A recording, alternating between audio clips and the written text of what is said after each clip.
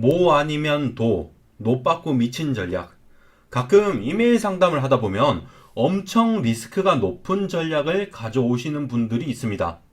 특히 세무사 1차 준비를 처음 하시는 분들이 그런 경우가 많았습니다.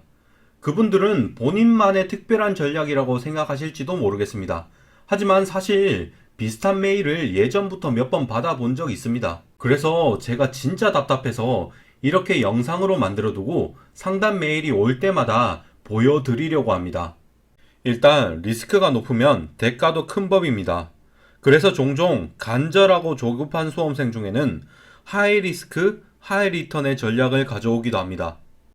이런 분들의 공통점이 보통 이미지에 있는 것과 같습니다. 일단 무조건 동차 합격을 노리십니다. 솔직히 합격률만 봐서는 상위 5%에 들어도 동차가 될까 말까 하지만 그냥 본인은 무조건 동차가 된다고 믿으십니다. 아니, 믿는다고 다 되는 게 어디 있습니까? 이게 무슨 끌어당김의 법칙도 아니고 공부량을 보면서 계속 목표를 수정해 나가야지 계획 수정도 없이 무조건 동차를 노리면 답이 없어요. 동차를 계속 노리시는 분들의 특징을 보면 객관식 문제집 대신 연습서를 봅니다. 그리고 세법과 회계 고득점을 노려요. 그런데 이게 잘 되면 좋은데 안 되면 진짜 위험합니다. 2차 문제집으로 객관식 공부를 대체한다는 전략을 한번 볼게요. 일단 아주 일리가 없는 말은 아닙니다.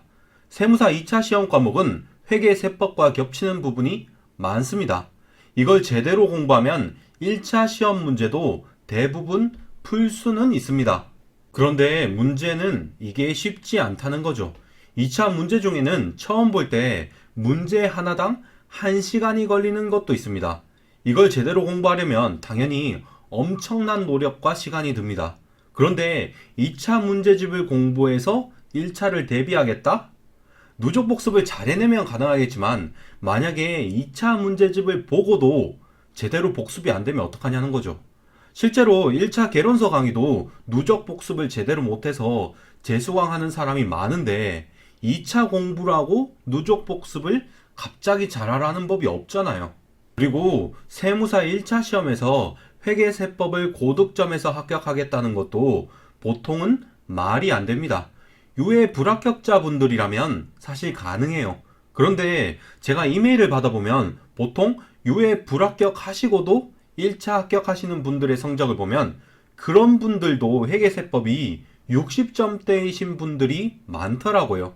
이게 무슨 말이냐면 2차 공부를 제대로 해본 적이 없는 사람이면 아무리 공부를 해도 회계세법 고득점을 장담할 수 없다는 겁니다.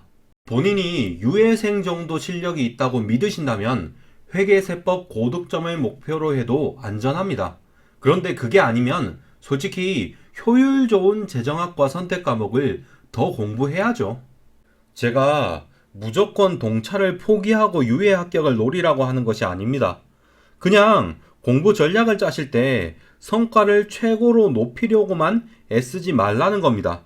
최악의 상황을 피하는 것도 중요합니다. 만약에 어떤 공부 전략을 선택하셨으면 그 전략이 어떤 최악의 결과를 가져올 수 있는지도 생각하세요. 그리고 그걸 감당할 수 있으면 그 전략을 채택하는 겁니다. 여러분, 진짜 이 시험은 까딱 잘못하면 1년, 2년씩 수험 기간이 늘어납니다. 고시판에 발을 들였으면 진짜 3, 4년 지나가는 것은 금방이에요. 여러분의 시간과 인생은 정말 소중합니다. 그러니까 제발 너무 리스크가 높은 전략은 피하도록 하세요. 이상으로 영상을 마치겠습니다. 이 영상은 세무사 메이커 Q&A를 바탕으로 만들어졌습니다. 예비 합격자 여러분, 시청해주셔서 감사합니다.